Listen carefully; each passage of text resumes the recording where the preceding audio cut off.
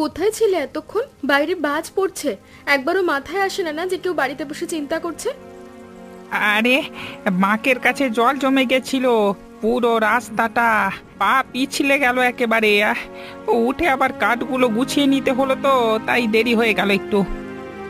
পড়ে গেলে মানে? কোথাও ব্যথা ট্যাথা পেয়েছো নাকি? দেখি দেখি, আর এই কাঠগুলো আমাকে দাও। তুমি ঘরে থাকো, ভিজে যাবে, আমি নিচ্ছি।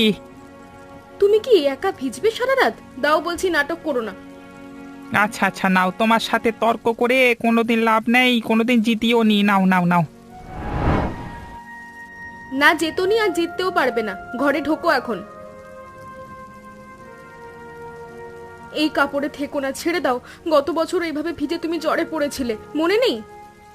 হ্যাঁ হ্যাঁ, মনে আছে। কালকে সকালে বাজারে যেতে হবে, এই কাঠগুলো বেচতে পারলে একটু হিসেব মিলবে এই মাসে। কালকেরটা কাল দেখা যাবে, আজকে আর হিসেব না। রান্না করেছি, খেয়ে নাও আগে। কি রান্না করলে? মুরগির ঝোল। সকালে হাটে গিয়েছিলাম, একটু মাংস পেলাম, ভাবলাম আজকে করি। মীরা, সারাদিন একা থাকো, রাত করে ফিরি, তারপরও দরজায় দাঁড়িয়ে অপেক্ষা করো। কিছু মনে করো না গো, তোমাকে এত চিন্তা দিই, এত কষ্ট দিই। অভিযোগ করলে কি বৃষ্টি কমতো? চলো, তরকারি ঠান্ডা হয়ে যাচ্ছে, তাড়াতাড়ি করে খেয়ে নি। সারাদিনের খাটাখাটনিতে তুমি অনেক ক্লান্ত হয়ে গেছো।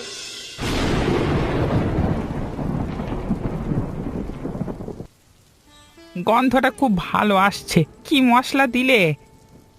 বেশি কিছু না, আদা রসুন আর একটু জিরা। বাড়িতে যা ছিল তাই দিয়েই করেছি।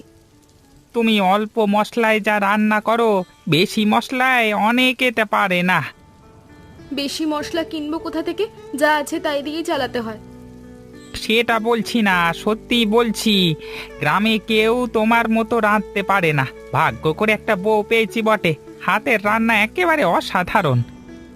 থাকো তো, কাপড়টা ঠিক মতো মেলো, না হলে কাল শুকোবে না। মীরা, এ মাসে চালের দাম আর একটু বাড়লো। মহেশের দোকানে গিয়েছিলাম, বলল আরো বাড়বে। মহেশ যা বলে তার অর্ধেক সত্যি, বাকি অর্ধেক তার নিজের স্বার্থের কথা। তা ঠিক, লোকটা ভালো না, কিন্তু গ্রামে ওর দোকান ছাড়া আর উপায়ও নেই। উপায় বের হবে, আপাতত বসো, দেখো কেমন খেতে হয়েছে রান্নাটা। হ্যাঁ, এইটাই দরকার ছিল। তুমি খাবে না? খাচ্ছি, তুমি শুরু করো। শোনো শোনো, আমি বলছি তোমাদের, পাহাড়ের ওই উত্তর দিকের জমিটা এখনো না কিনলে পরে পস্তাবে।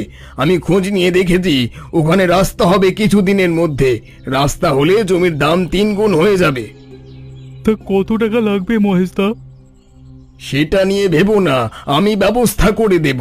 কিছু টাকা দাও, বাকিটা পরে শোধ করো, কিন্তু সুযোগটা ছাড়লে চলবে না। কিন্তু ওই জমিতে তো গাছপালা আছে, কাটতে দেবে সরকার? সেটা আমি দেখব, কাগজপত্র আমার কাছে আছে, চিন্তা করো না তোমরা। তোমাদের শুধু একটু বিশ্বাস রাখতে হবে। মহেশদা বললে তো ভরসা আছে। দেখো, এই গ্রামে যারা আমার কথা শুনেছে তারা কেউ ঠকেনি, আর যারা শোনেনি তাদের কথা নাই বললাম। আচ্ছা, বাড়িতে একটু বলে দেখি। বলো বলো, তবে বেশি দেরি করো না, এই সুযোগ সবার জন্য না।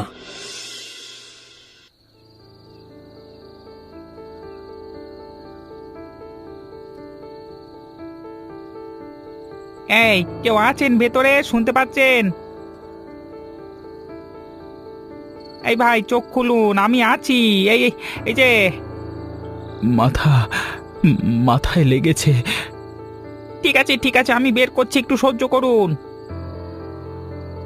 পাটা নাড়াতে পারছি না ঠিক মতো।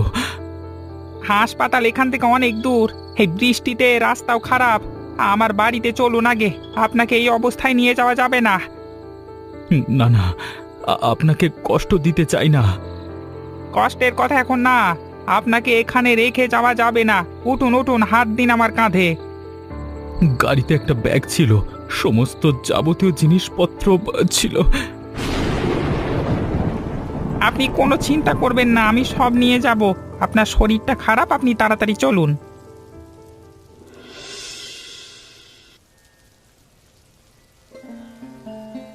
একটু নড়াচড়া করবেন না এখন, আঘাতটা ভালো রকম লেগেছে, অনেকটা ক্ষত হয়ে গেছে। ভাগ্যিস ঠিক সময় আপনাকে তুলে আনা হয়েছিল। আপনারা অনেক কষ্ট করলেন, এভাবে না হলেও হতো। কষ্টের কি আছে, চুপ করে শুয়ে থাকুন। এরকম একটা মানুষকে অসহায় অবস্থায় তো ছেড়ে দেওয়া যায় না। আপনাকে সুস্থ করা আমাদের কর্তব্য। আপনার স্বামী একা আমাকে এতটা পথ টেনে এনেছেন।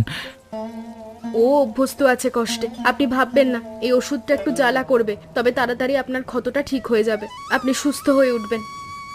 হ্যাঁ, টের পাচ্ছি। সহ্য করুন, তারপর দেখুন সব ঠিক হয়ে গেছে। আপনাদের বাড়িতে ছোট বাচ্চা আছে? না, কেন? এই রাতে একজন অচেনা মানুষকে ঘরে নিয়ে এলেন, ভয় করলো না? ভয় পেলে মানুষ বাঁচায় কিভাবে? একটু শুয়ে থাকুন, জ্বর আসতে পারে রাতে। উঠতে হবে না, এভাবেই খান। মাথায় চোট আছে, নড়াচড়া কম করলেই ভালো। না, একটু বসতে পারবো। শুয়ে শুয়ে খেতে অভ্যেস নেই। এই মশলার গন্ধটা কি রান্না করেছেন অনেকক্ষণ ধরে পাচ্ছিলাম। মুরগির ঝোল, বাড়িতে যা মশলা ছিল তাই দিয়েই করেছি, বেশি কিছু না। খান, ঠান্ডা হয়ে যাবে।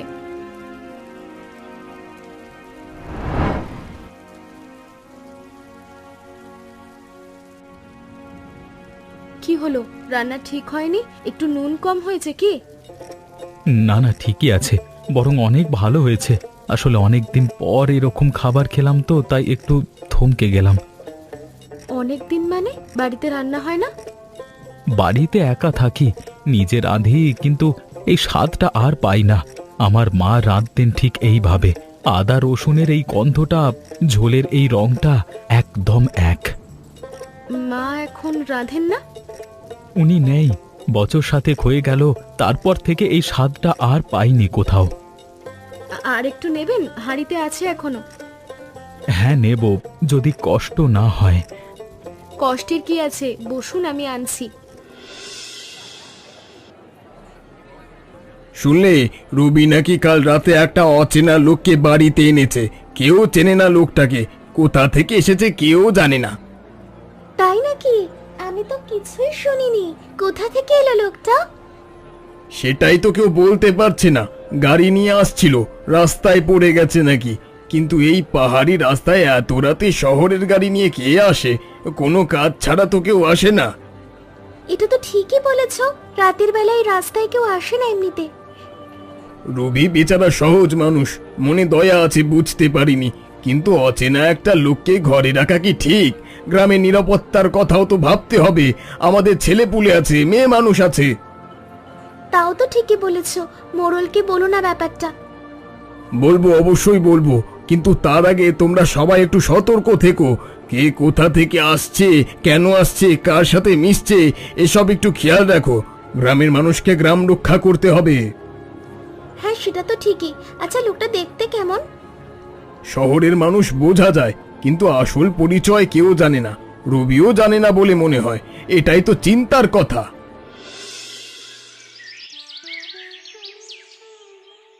একটু ভালো লাগছে এখন, সকালের যে চেহারাটা ভালো দেখাচ্ছে। হ্যাঁ, অনেকটা। আপনার স্ত্রীর হাতের ওষুধ ভালো কাজ করেছে, মাথার যন্ত্রণাটা অনেক কমেছে। ও এইসব ছোটবেলা থেকে শিখেছে। এই পাহাড়ি ডাক্তার কম, হাসপাতাল অনেক দূরে, তাই নিজেরাই সামলাতে হয় অনেক কিছু। আচ্ছা, আপনি কোথায় যাচ্ছিলেন কালকে রাতে এই রাস্তায়, মানে এত রাতে একা? ওপরের দিকে একটু জরুরি কাজ ছিল, তাই দেরি হয়ে গেল। পাহাড়ে কি কাজ? এখানে তো শহরের মানুষ বেশি আসে না। জমি সংক্রান্ত কিছু কাজের জন্য, মানে কাজে এসেছিলাম কিছু দেখতে, একটু খোঁজ খবর নেওয়ার ছিল। কোন জমি? এখানকার জমি কিনতে আসছেন নাকি? এই এখন তো অনেকে আসছে পাহাড়ের জমির খোঁজে। না না, ঠিক কেনা না, অন্য একটা কারণে দেখতে এসেছিলাম, পরে বলবো। আপনি কি শহরের মানুষ, মানে ঢাকায় থাকেন? বোঝা যায় এত সহজে? হ্যাঁ, গাড়ি দেখে বুঝলাম, জামা কাপড় দেখে বুঝলাম, আর কথা বলার ধরনেও বোঝা যায়। আচ্ছা, আপনার নামটাও তো জানা হলো না এখনো। আরমান, আরমান হোসেন। আরমান ভাই, আপনি কি আমাকে আসল কথাটা একটু বলবেন, মানে সত্যিকারের কারণটা? কোন আসল কথা? এই রাতে বৃষ্টিতে পাহাড়ে কেউ এমনি এমনি আসে না, আর আপনি যেভাবে কথা এড়িয়ে যাচ্ছেন, মনে হচ্ছে অনেক কিছু আছে যেটা বলছেন না।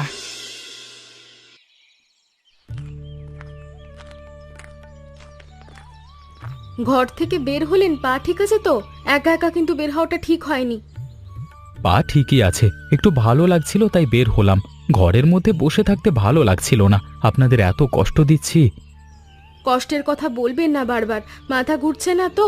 ওষুধ খেয়েছেন সকালে? হ্যাঁ, খেয়েছি। মাথা ঠিকই আছে। এই পাহাড়টা সত্যি অনেক সুন্দর। ভোরবেলায় দেখতে আরো ভালো লাগছে। হ্যাঁ, আমরা এখানেই জন্মেছি, এখানেই বড় হয়েছি। এই পাহাড়া ছাড়া অন্য কোথাও থাকার কথা ভাবতে পারি না।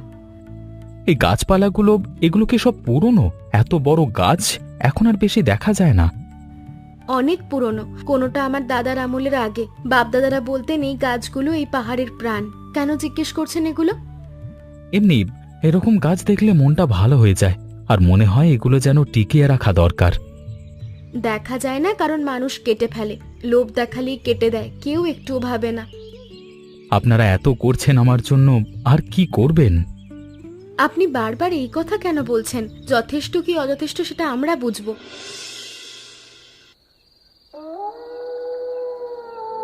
রবি, ওই লোকটাকে কোথা থেকে নিয়ে এলে? কেউ চেনে না ওকে? তুমি চেনো? গলা নামাও মহেশদা, রাত হয়েছে, পাহাড়ের মানুষ ঘুমোচ্ছে। রাতের কথা তোমাকে মনে করিয়ে দিতে হবে না আমাকে। আগে জবাব দাও, ওই লোককে? আহত ছিল, পাহাড়ি বাঁকে গাড়ি উল্টে পড়েছিল। রাস্তায় একা ফেলে আসা যায় না, তাই নিয়ে এসেছি। তুলে আনলে কেন? হাসপাতাল নেই এই দেশে, থানা নেই, সোজা নিজের বাড়িতে নিয়ে আসতে হলো কেন? হাসপাতাল 10 মাইল দূরে মহেশদা। সেই বৃষ্টি রাতে ওই অবস্থায় লোকটাকে একা রাস্তায় ফেলে যেতাম। তোমার এত দায়িত্ব নেওয়ার দরকার নেই সব কিছুতে। ওই লোককে, কোথা থেকে এসেছে, কেন এসেছে, কিছু জানো তুমি? এখন জানি না, সুস্থ হলে কথা হবে, তখন জানবো। ততক্ষণে কি হবে সেটা ভেবেছো? গ্রামে কোনো ঘটনা ঘটলে দায় কে নেবে? তুমি নেবে? গ্রামের নিরাপত্তার এই চিন্তাটা তোমার হঠাৎ হলো কেন মহেশদা? এই পাহাড়ে এত বছর ধরে আছো, এই চিন্তা আগে কোনোদিন দেখিনি তোমার মধ্যে, আজকে হঠাৎ এলো কোত্থেকে? মানে আমি গ্রামের ভালো চাই। গ্রামের ভালো চাইলে রাত করে দরজায় এসে চিৎকার না করে কালকে সকালে আসতে। এখন যাও। কি ব্যাপার? কি সমস্যা হয়েছে? এত রাতে এই চিৎকার কেন? আপনি কে? আপনাকে তো চিনলাম না। আমি আরমান হোসেন, পাহাড় রক্ষা প্রকল্পের পরিচালক। সরকারি বিভাগ থেকে এই অঞ্চলের দায়িত্বে আছি। মানে আপনি এখানে? হ্যাঁ, আমি এই পুরনো অঞ্চলের পাহাড় আর বনভূমির তদারকি করি। কালকে রাতে আসতে গিয়ে রাস্তায় দুর্ঘটনায় পড়লাম। এই পরিবার আমাকে সেখান থেকে তুলে এনে সুস্থ করেছে। আমরা তো জানতাম না আপনি কে, নইলে আমরাও। জানার দরকার ছিল না। মানুষ বিপদে পড়লে পরিচয় দেখে সাহায্য করতে হয় না। কিন্তু আপনি কে, আর এত রাতে এখানে কেন? আমি মহেশ, গ্রামের ব্যবসায়ী। একটু খোঁজ নিতে এসেছিলাম। বুঝেছি। আমিও আসলে এই অঞ্চলে খোঁজ নিতেই এসেছিলাম। কালকে থেকে অনেক কিছুই জানা হয়ে গেছে।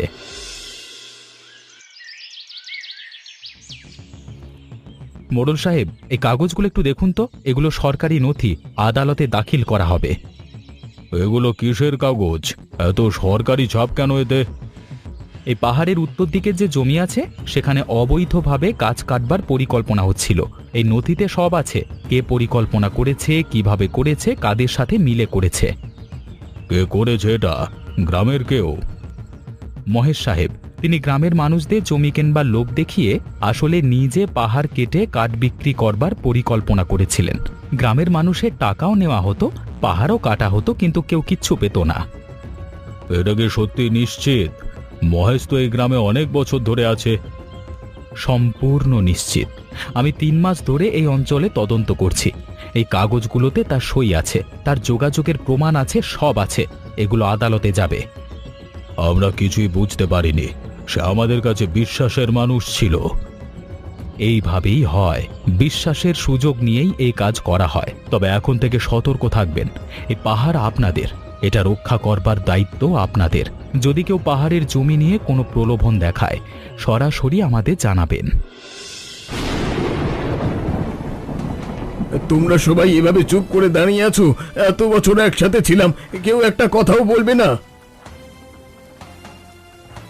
এই গ্রামে আমি কত কিছু করেছি, বন্যায় সাহায্য করেছি, অসুখে ওষুধ এনে দিয়েছি, সব ভুলে গেলে? সেসব ভুলিনি মহেশদা, কিন্তু যা করেছো তার হিসেব হয়ে গেছে। আমি তোমাদের ভালোর জন্যই বলছিলাম, জমি কিনলে সবার লাভ হতো। পাহাড় কেটে আমাদের ভালো হতো না, তুমি নিজে সেটা জানতে। আমাদের টাকা নিয়ে তুমি লোভ করতে, পাহাড় শেষ হতো। আমার কথাটা শোনো একবার। আর শোনবারও কিছু নেই, যাও।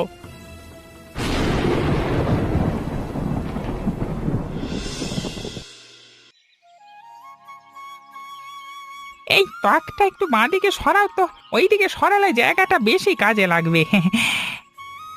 এখানে কি ঠিক নেই, আমার তো ভালোই লাগছে। না না, ওইদিকে সরালে সামনে জায়গা বেশি হবে, মানুষ দাঁড়াতে পারবে। এখন হ্যাঁ, এইবার ঠিক আছে। আরমান ভাই বললেন এইদিকে রাস্তা হবে কিছুদিনের মধ্যে। তা রাস্তা হলে মানুষজন আসবে, দোকান চলবে ভালো করে, তাই না? আসুক, আমরা তো আছি, কাজ করে খাবো। তোমার ঝোলটাও রাখবে দোকানে। দেখা যাক না, আগে দোকান দাঁড়াক। দেখা যাক মানে? আরমান ভাই নিজেই বললেন তোমার ঝোলের কথা সবাইকে বলবেন, এই সুযোগ ছাড়া ঠিক হবে না। লোকে নিজে খেয়ে ভালো না বললে অন্যে বললে কি লাভ? মুখে মুখে ছড়ালেই তো হবে না। ভালো বলবে, চিন্তা করো না। তুমি রাঁধলে কেউ খারাপ বলেনি কোনোদিন। তুমি পক্ষপাত দুষ্ট মানুষ, তোমার কথায় কাজ নেই। পক্ষপাত দুষ্ট হলেও মিথ্যে বলছি না। ঝোল রাখো দোকানে, দেখো কি হয়।